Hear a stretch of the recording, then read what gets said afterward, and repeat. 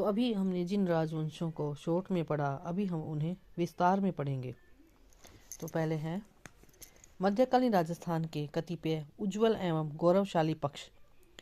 मध्यकाल में राजपूत शासकों और सामंतों ने मुस्लिम शक्ति को रोकने की समय समय पर भरपूर कोशिश की।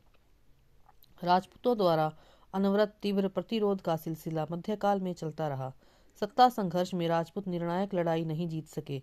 इसका मुख्य कारण राजपूतों में साधारणतः आपसी सहयोग का अभाव, युद्ध लड़ने की कमजोर रणनीति तथा सामंतवाद था। यह सोचना उचित नहीं है कि राजपूतों के प्रतिरोध का कोई अर्थ नहीं निकला।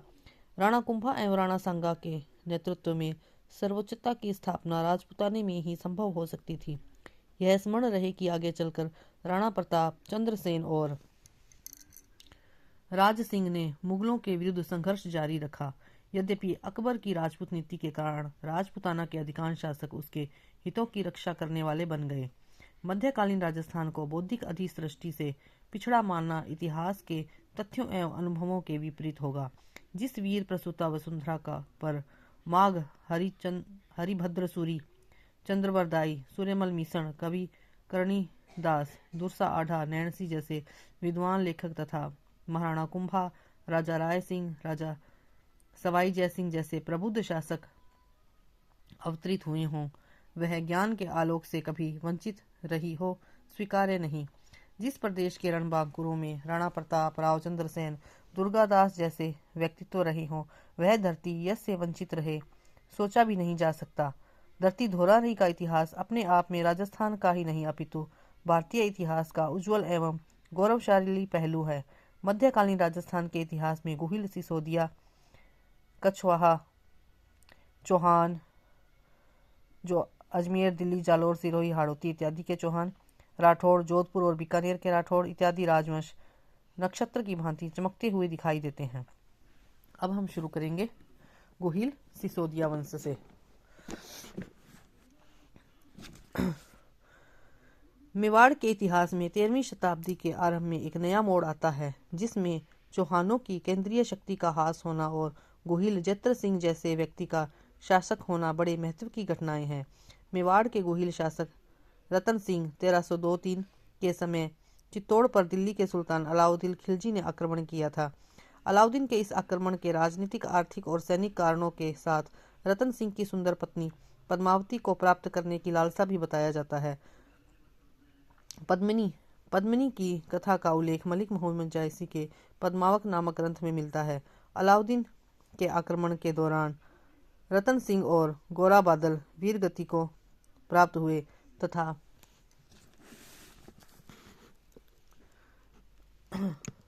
पद्मिनी ने 1600 स्त्रियों के साथ जौहर कर आत्मोत्सर्ग किया। इसी समय अलाउद्दीन ने 30,000 हिंदुओं का चित्तौड़गढ़ में कत्ल करवा दिया था।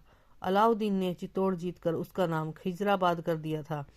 राजपूतों का यह बलिदान चित्तौड़ के प्रथम साक्य के नाम से प्रसिद्ध है।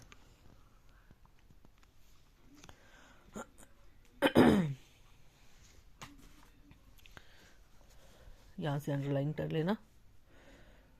अलाउद्दीन ने जिसमें गोरा बादल की वीरता एक अमर कहानी बन गई।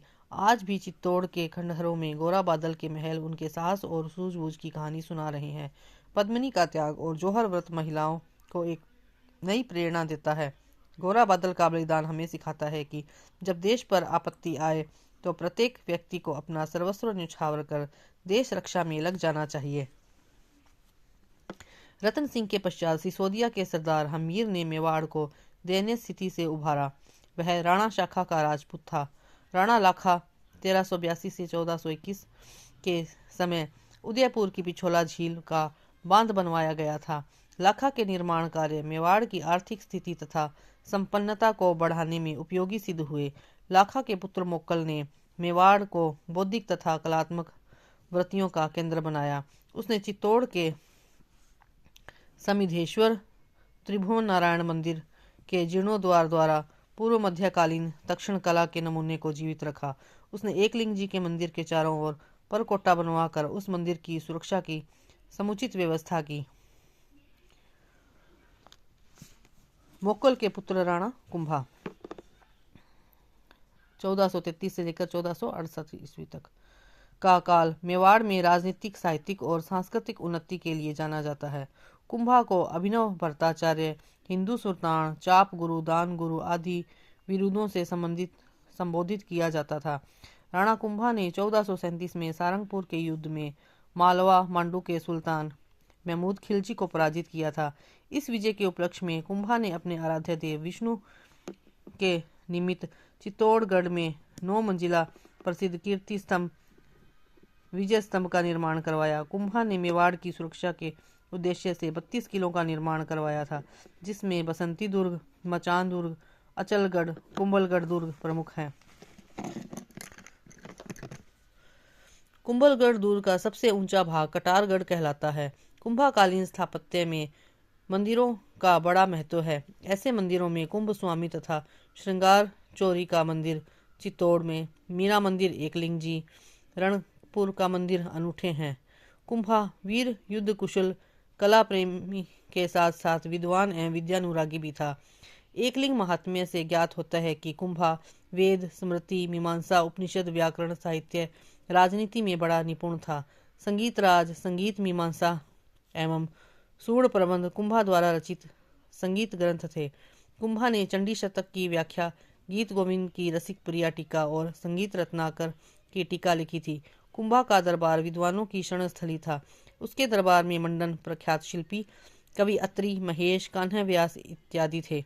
अत्रि और महेश ने कीर्ति स्तंभ प्रशस्ति की रचना की तथा कान्हा व्यास ने एकलिंग महात्म्य नामक ग्रंथ की रचना की। इस प्रकार कुंभा के काल में मेवाड़ सर्वतोन्मुखी उन्नति पर पहुंच गया था। मेवाड़ के वीरों में राणा सांगा, जो 1509 से 1528 तक राजा रहे, का अद्वितीय स्थान है। सांगा ने गागरोन के युद्ध में मालवा के महमूद खिलजी द्वितीय और खातौली के युद्ध में दिल्ली के सुल्तान इब्राहिम लोधी को पराजित कर अपनी सैनिक योग्यता का परिचय दिया। सांगा भारतीय इतिहास में हिंदूपत के नाम से विख्यात है। राणा सांगा खानवा के मैदान में राजपूतों का एक संघ बनाकर बाबर के विरुद्ध लड़ने आया था, परंतु पराजित हुआ। बाबर के श्रेष्ठ नेतृत्व एवं तोप खाने के कारण सांगा की पराजय हुई। खानवा का युद्ध 17 मार्च 1527 परिणामों की दृष्टि से बड़ा महत्वपूर्ण रहा। इसमें राजसत्ता राजपूतों के हाथों से निकलकर मुगलों के हाथों में आ गई। यहीं से उत्तरी भारत का राजनीतिक संबंध मध्य एशियाई देशों से पुनः स्थापित हो गया। राणा सांगा अंतिम हिंदू राजा था, जिसके सेनापतित्व में सब राजपूत जातियां विदेशियों को भारत से निकालने के लिए सम्मिलित हुईं। सांगा ने अपने देश के गौरव रक्षा में एक आंख, एक हाथ और एक टांग गंवा दी थी। इसके अतिरिक्त उसके शरीर के भिन्न भिन्न भागों पर 80 तलवार के घाव लगे हुए थे।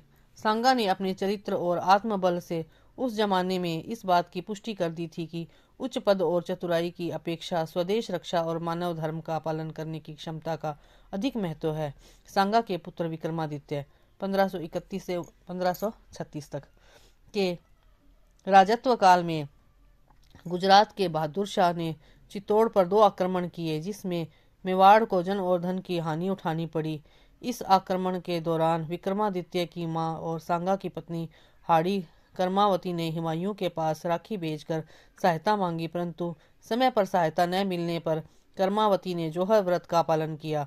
कुंवर पृथ्वीराज के अनोरस पुत्र वणवीर ने अवसर पाकर विक्रमादित्य की हत्या कर दी। वह विक्रमादित्य के दूसरे भाई उदय सिंह को भी मारकर निश्चिंत होकर राज्य भोगना चाहता था, परंतु पन्नाधाय ने अपने पुत्र चंदन को मृत्युशैया पर लिटाकर उदय सिंह को बचा लिया और चित्तौड़गढ़ से निकालकर कुंभलगढ़ पहुंचा दिया। इस कारण पन्नाधाय ने देश प्रेम हेतु त्याग का अनूठा उदाहरण प्रस्तुत किया, जिसका गान भारतीय इतिहास में सदियों तक होता रहेगा। महाराणा उदय सिंह 1537 से 1572 ने 1559 में उदयपुर की स्थापना की थी। उसके समय 1567 से 67-68 में अकबर ने चित्तौड़ पर आक्रमण किया था, परंतु कहा जाता है कि अपने मंत्रियों की सलाह पर उदय सिंह चित्तौड़ की रक्षा का भार जयमल मेड़तिया और फत्ता सिसोदिया को सौंपकर गिरवा की पहाड़ियों में चला गया था। इतिहास लेखकों ने इसे उदय सिंह की कायरता बताया है। कर्नल टोड ने तो यहाँ तक लिखा है कि यदि संगा और प्रताप के बीच में उदय सिंह न होता तो मेवाड़ के इतिहास के पन्ने अधिक उज्जवल होते।